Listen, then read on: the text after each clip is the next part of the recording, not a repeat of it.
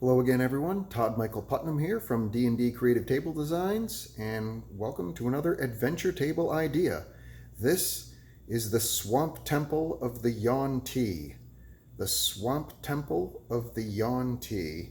And we'll just pan back here. That's the main temple itself, but of course there's always a much bigger table involved. So this is what I set up. And the backstory, of course, is just as the players go wandering through the swamp, should they be so bold or adventurous to do so. As they're wandering through the swamp, they could have had a map to it, possibly. They could have been teleported magically, or it could have just been they happenstanced upon it. They come across the swamp of the Temple of the Yuan-ti. And it's basically an ancient temple from an ancient civilization that has, of course, fallen into ruin and for centuries probably disuse. But the Yuan-ti have now found it and taken it over, and they are using it as an area of worship. And in particular, deep within the swamp, there is an actual bubbling volcano that's just coming up, just peeking above the surface. But it's stable for the most part, and so there's just this bubbling mass of lava or magma that just kind of belches up heat, which of course the Yuan-ti love, being that they're snake people, and that's what drew them to this area. That there's this heat source, and in the center of the volcano, there's some kind of a mystical symbol which does not get damaged by the lava. And so the Yuan-ti see this as basically a magical place or holy place favored by their gods. And so they naturally, again, they gather up humanoids and they start sacrificing them and doing what Yuan-ti normally do. And so the players would have this whole area to explore and take out various portions of the Yuan-ti, find out what their evil designs are, and possibly learn through inscriptions and other things some of the intentions of the Yuan-ti for the surrounding lands, because they are always ever about the expansion. So that's the first area right here. This is where the sacrifices take place. This is where the bubbling lava, magma, of course, is picking up. And you can see that there's I've got a priestess that's on this little rock thing that's hanging over where they throw off slaves that they've got chained up in order to sacrifice to their gods. And then over here we'll come across, and you can see it's basically islands in a swamp jungle type effect there. I guess I'm mixing the two a bit, but the floor all the way across is very watery and like knee deep or higher. With water and vegetation and stuff like that, and so it's on these islands, if you will, that are more stable, where the structures have been built, or at least these are the structures that have survived over time. Who knows? There could have been more buried up underneath in the swamp waters themselves. But so you've got an old temple here, which maybe had something to do with the sun god or something, and of course a giant snake slithering around there, and there's more like sacrificial altars and holy places with exotic alien type symbols that have been carved into them that the Yuan-ti have adapted for their own use. And there's a series of bridges that connect between these islands, basically. And you can see basically they're wooden bridges that go across these like stalagmite type structures that are built up through the island. I should say through the swamp areas, that they're columns or whatever that are stable enough that they can connect bridges across. And these columns right here, these are actually WizKids Warlock tiles. They're Dripstone Caverns. They're Dripstone Caverns set. I just repainted them. I had them repainted. My friend Nick, who does a fantastic job, and asked him to repaint them in a slimy colored, like they were in the swamp or and he did it. And when you mix it in with various, and these are also cavern sets that have been repainted, you can see, and normally they come like an orange type color. These wooden planks going across bridges, they also are part of the cavern set. So these are actually all part of the same set. I just had them repainted. These here are also from Warlock Caverns. They're from their base set, and there's different sizes and types of tiles and stuff there going across. And when you mix them in, what I did is I mixed them in with old Hero Forge trees. And then I have a WizKids forest battle mat that's what the actual battle mat looks like. But then you can see this texture right here. This is textured window film that I got off of Amazon. You see those little ripples in it? And what that does is it gives a wave-like effect or a water-like effect without actually having to have any water or mess on the field. So you get, at certain angles, you'll get the reflection of water, and at other angles, you'll be able to see the swamp basically through it. You'll be able to see that textured underneath it.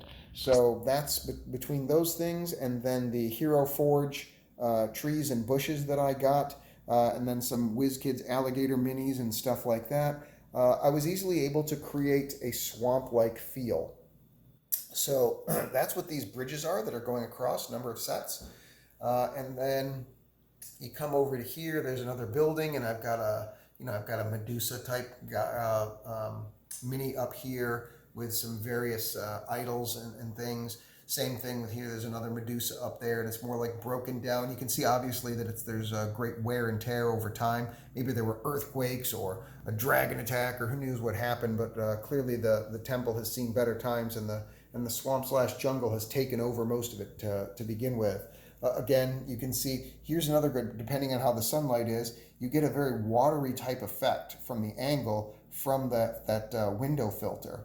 From the textured window filter, and the texture gets you these little teeny tiny, I'm going to say almost to scale ripples. So that's what happens there. And then you can see I put dwarven forge tiles all around the outside there for the elevation. But actually behind this right, I'm going to take that off. These are my Todd tiles that are in there. The 3D printed. If you go to thangs.com, THANGS.com, I had commissioned Todd these tiles, elevation tiles, to be created from the very great people over at EC3D Designs, and I've made them available free. So there's 4x8s and there's 4x4s, and there's all different types of different elevation tiles. If you've got a 3D printer, feel free to head over to thangs.com, do a search for Todd Tiles, TODD-TILES, download the various types of them, print out as many as you want to add elevations to your own builds, because I literally couldn't do a build like this without them.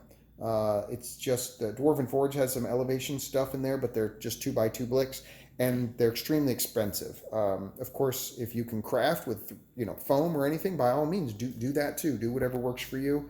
But I figured since I was getting them made, I might as well make the 3D STL files available for everybody, so anybody who has a printer can print out their own and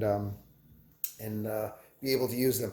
These things right here, these corner ones, are also Todd tiles. I use them, see, instead of having it at perfect angles and stuff like that, to help make it feel a little more natural. So I put one on this side and one on that side, and you get more of a natural type, rounded effect going here. That just breaks up the angles a little bit and helps it keep it feel a little bit more organic. You can see the second level of the Todd tiles that are up here that gives this particular temple that much more of a boost. So elevation for me is sort of, currently it's the final frontier in tabletop gaming. It really brings to life an immersion, and it makes these kind of sets possible, which I enjoy doing. And I think most people, the visual immersion of it just draws people into it and helps tell the story, helps really make you want to explore, because it's not just a flat dungeon. It's there's more texture to it, if you will, more. I'm going to call it more visual texture to it by having the various elevations. So you got this other area over here, which of course got a couple of Medusas. And then of course the big one is this section up here. And again, as I'm moving around, you can see how it has that watery type effect. I just love that. They're just window filters that you get off Amazon. You can't beat it. So literally just search for textured window filter. That's it. Window film, textured window film. And buy whatever size you want, and you're good to go. So some more Todd tiles down here, as you can see, that builds up this structure, gives it that extra elevation that adds prominence in the player's mind. Not to mention this gigantic Yuan-ti-like looking creature. This one here is actually, I think it's Valshera, I think, if I'm pronouncing her name, I can't remember. But she's a big bad guy in the video game Worlds of Warcraft, and they have a line of characters that they sell. Obviously, it's massively oversized compared to what you would normally use for minis in Dungeons and Dragons in the 28mm scale. But boy, she sure does make a great goddess, doesn't she? So that's what I used her for. I got her, and she makes a goddess of the Yuan-ti, where they're praying and building up their temples and stuff like that. And you can have her appear whether the players are far away and you can see her giving the commands and realize how important this temple area is, or if you want the players to actually battle her, that's what I do. Of course, got a little bamboo cage here that I had painted up. Again, I had no idea where this particular one came from. I do searches far and wide. I think it's from some kind of a toy from like Schlieffin Toys or something like that. But maybe it's like the Alligator Station or something like that, if I remember. I could, and probably am wrong on that. But anyway, bamboo thing here in order to keep basically other prisoners in. I got these guys in just the other day. Perfect timing. There's these two, you see these snake pillars right here. I got them from Galadorian Games. They are fantastic. I love these things. I got a ton of different pillars from them for a variety of different things. Some from desert, from standard wizard type stuff, standard just regular standard dungeon ones. Got a whole bunch of them because pillars are just so incredibly useful. But they'd happened to arrive in just the right time. And I was like, oh, I could use these pillars on my Yuan-ti temple. Of course, I've got a Naga in here. Does all this stuff necessarily always go together? Not really, but I make my own worlds and my own lore, so I can use stuff together that in standard 5e Forgotten Realms lore may not work. I just build my own worlds, and so I can have those creatures work together, and the players generally tend to enjoy it. So that's basically it. That's this guy up here. I'm sorry, I forgot two important things here. So this tile set right here, this kind of beige looking one, not including this big scary figure. The big scary figure, that's actually just an aquarium decoration.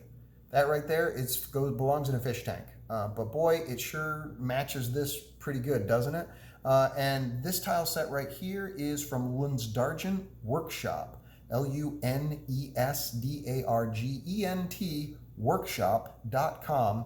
I don't think they sell the physical sets anymore, but they sell the STL files, I believe, so that you can download them and print the files yourselves. It's a really cool Aztec set.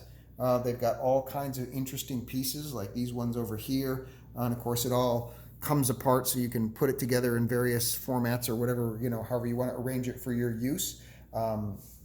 And that's what I did over here. There's flat tiles and there's columns and stuff. The little gold stripe is something I actually put on there myself. I put that on because I just think it kind of finishes off the tile set and gives it that ancient wealth type feel. And it looks, I was pretty happy with how that turned out. So that's it. That is my Yuan-ti temple in the swamp. Hope you enjoy it. Please like and subscribe, guys, if you're enjoying the videos. I think we're closing in on 1,500 subscribers, so I really appreciate that. It means a lot to me. If you know anyone else who would enjoy the videos, please recommend them to them. Let them know, and leave me comments what you think about this and my other adventures. And I will see you guys next adventure. Take care. Bye.